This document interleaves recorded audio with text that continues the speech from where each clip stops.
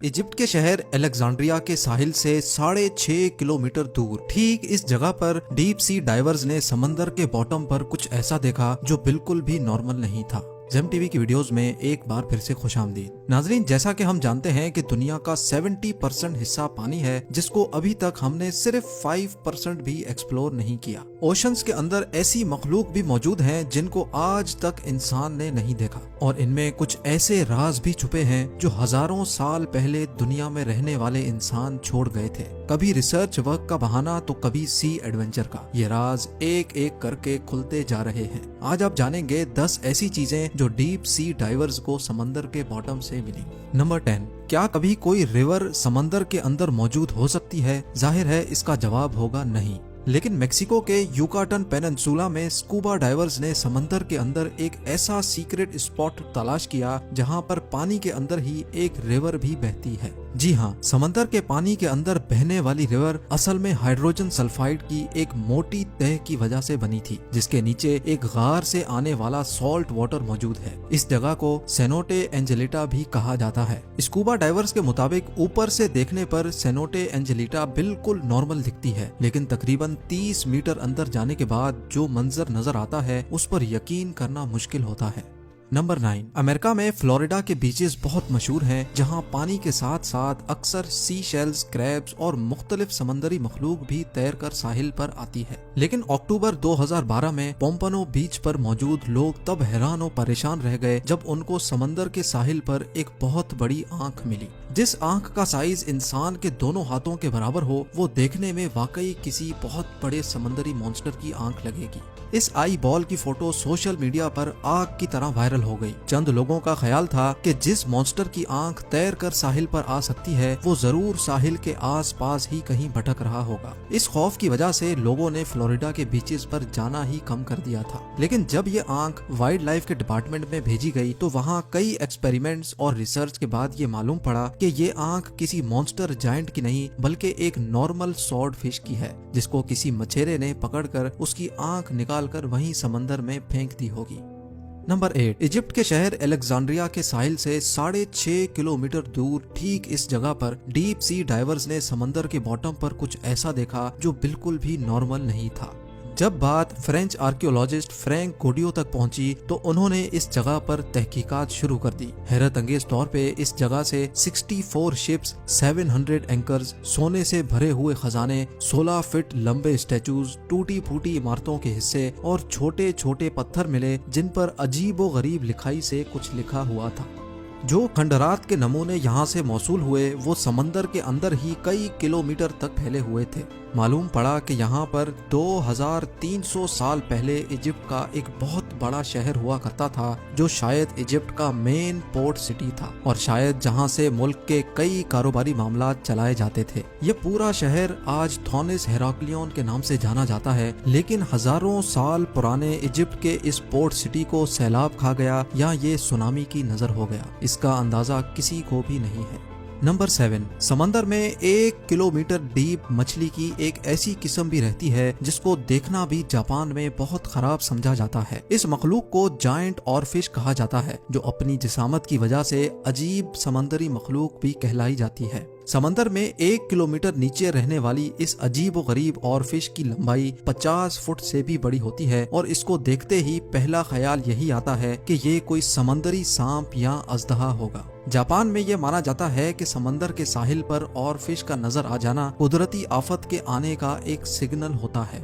लेकिन साइंसदानों के मुताबिक ग्लोबल वार्मिंग की वजह से समंदर के बॉटम पर रहने और बसने वाली मखलूक सतह समंदर का रुख करने पर मजबूर है। नंबर 6, अंडर वाटर स्पोर्ट्स में समंदरी दुनिया देखना वाकई एक दिलचस्प काम है, लेकिन इस एडवेंचर के दौरान किसी के सामने अचानक से ये स्टैचूज आ जाएं तो कैसा होगा। वेस्ट इंडीज के साहिल से कई किलोमीटर दूर इस मकाम पर समंदर के बॉटम पर मौजूद ये है अंडर वाटर स्कल्पचर पार्क। 2006 में लॉन्च करने वाले इस पार्क के पीछे एक ब्रिटिश आर्टिस्ट का हाथ है, लेकिन इस स्कल्पचर पार्क के बनाने के पीछे जो मकसद है वो इस पार्क से भी ज्यादा दिलचस्प है। समंदर में मौजूद छोटी बड़ी चट्टानें मौजूद होती हैं जिनके अंदर छोटी मछलियां अपने आप को महफूज समझती हैं, लेकिन जिस जगह ये चट्टानें मौजूद नहीं होती वहाँ जाने से छोटी मछलियां अवॉइड करती हैं। 800 स्क्वायर मीटर पर फैले इस पार्क को बनाने का मेन मकसद छोटी मछलियों को शेल्टर प्रोवाइड करना था। इस आर्टिस्ट का कहना है कि इस पार्क को बनाने के बाद लाखों मछलियों ने इस जगह का रुख किया। इस पार्क में 100 से ज्यादा मुख्तलिफ किस्म के स्टेचूज मौजूद हैं जो देखने में बहुत अनोखे लगते हैं। नंबर 5, जब से ये दुनिया बनी है तब से लेकर अभी तक जितनी भी कौमें यहाँ रहती थी, समंदर उनके बेशुमार राज छुपाए हुए है। इटली के करीब समंदर के बॉटम से डीप सी डाइवर्स को पुराने जमाने में इस्तेमाल होने वाली दवाइयाँ मिली। देखने में ये टैबलेट्स आज के दौर की दवाइयों से काफी अलग दिखती हैं, लेकिन अब मालूम करना था कि इनके अंदर कौन से केमिकल मौजूद हैं और ये किस मर्ज की दवा है। लेबोरेटरी टेस्टिंग से मालूम पड़ा कि ये दवाई कम से कम भी 2000 साल पहले बनाई गई थी, लेकिन इसके अंदर जो इंग्रेडिएंट्स इस्तेमाल किए गए थे वो जानकर तो और भी ज्यादा हैरत हुई, क्योंकि इसमें starch, pine resin, B wax, animal और प्लांट फैट्स के साथ साथ ओलिव ऑयल भी शामिल था। साइंसदानों के मुताबिक ये दवाई आंखों की बीमारी के इलाज के लिए इस्तेमाल की जाती होगी। ये दवाई एक छोटे टिन में अच्छी तरह प्रिजर्व थी और देखने में ऐसा लगता है कि ये हाथों से बनाई गई होगी, क्योंकि जिस स्पॉट से ये दवाइयाँ मिली थी वहाँ से थोड़ा ही दूर एक क्रैश्ड रोमन शिप भी डिस्कवर हुआ था, जिसमें से काफी मेडिकल इक्विपमेंट भी मिला था। इसलिए रिसर्चर्स का मानना है कि शायद 2000 साल पहले इस रोमन शिप में कोई डॉक्टर भी मौजूद होगा। यकीनन उस जमाने में भी मेडिकल साइंस काफी जानदार थी।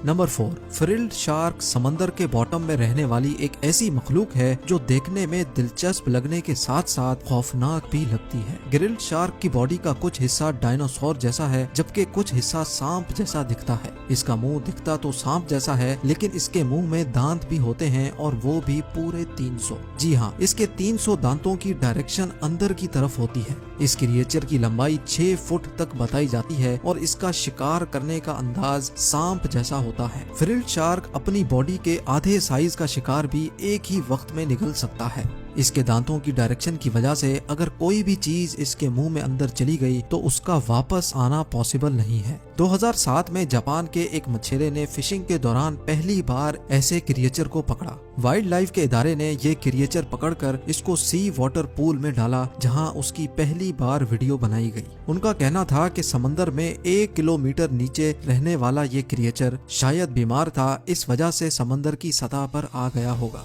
नंबर 3, जिन लोगों को हॉरर मूवीज देखने से डर नहीं लगता वो अमेरिका में मौजूद कैंप क्रिस्टल लेक जरूर विजिट करें, क्योंकि इस लेक के बॉटम में मशहूर horror film Friday the 13th के सीरियल किलर जैसन वोहीस का एक स्टैचू आपका इंतजार कर रहा है। लेक के बॉटम में रखा गया ये स्टैचू अपने मशहूर मास्क और तलवार के साथ खड़ा किया गया है, जबकि इसका मुंह ऊपर की तरफ है ताकि लेक में डाइव करते ही डाइवर्स को खौफ का एक झटका लगे। स्टैचू के मालिक ने बताया कि वो कई सालों से इस लेक में डाइविंग कर रहा है और उसने दूसरे डाइवर्स को प्रैंक करने की नीयत से फ्राइडे द 13th के इस खौफनाक कैरेक्टर को चुना, लेकिन चंद रिपोर्ट्स के मुताबिक अभी ये स्टैचू लेक से हटा दिया गया है।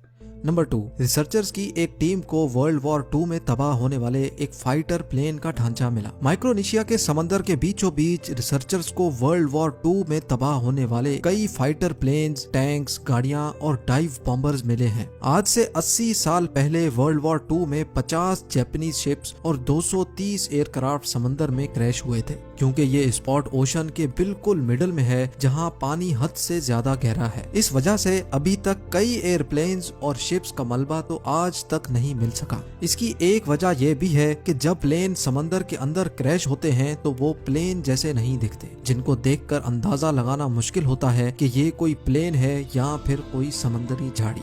और अब नंबर 1, 2014 में स्कूबा डाइवर्स के एक ग्रुप को ओशन से एक जायंट साइज का चाकू मिला। देखने में इसका साइज तकरीबन 6 फुट लंबा लगता है, लेकिन क्योंकि इन स्कूबा डाइवर्स ने कभी भी खुद को पब्लिक में शो नहीं किया, इस वजह से हमें ये बात आज तक मालूम नहीं हो सकी कि ये चाकू इस वक्त कहाँ मौजूद है और इतने बड़े चाकू का आखिर मकसद क्या था। क्या वाकई हजारों साल पहले इंसान इतने बड़े हुआ करते थे जो इनको इतने बड़े चाकू की जरूरत पड़ी? इसके बारे में मुझे कमेंट सेक्शन में जरूर बताएं। उम्मीद है ये वीडियो भी आप भरपूर लाइक करेंगे। आप लोगों के प्यार भरे कमेंट्स देने का बहुत बहुत शुक्रिया। मिलते हैं अगली शानदार वीडियो में।